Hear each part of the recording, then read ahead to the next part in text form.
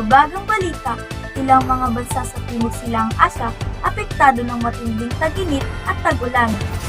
At klimang tropical sa Pilipinas, knows niyo ba?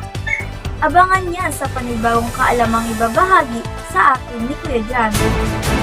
Samantalang naranasan na ngayon sa Pilipinas ang matinding nagupit sa bagyong Christine, live ngayon si Efren upang magbahagi sa kanilang kalagayanan sa Cagayan. Efren.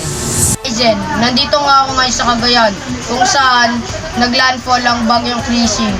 Sa ngayon ay patuloy pa rin ang pagbuhos ng ulan at naranasan pa rin ang matinding pagbaha.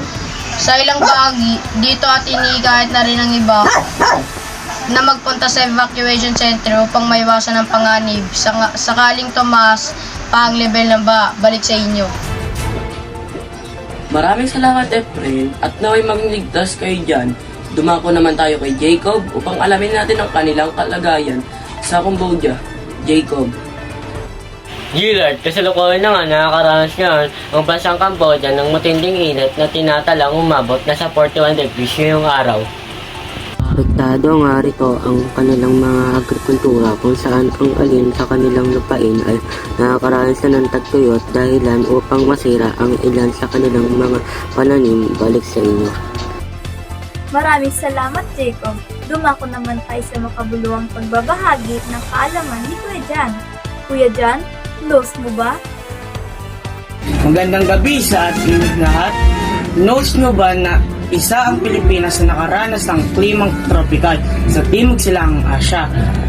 Ang Pilipinas ay nakaranas ng tag-init o dry season na karaniwang tumatagal ng Marso hanggang Mayo.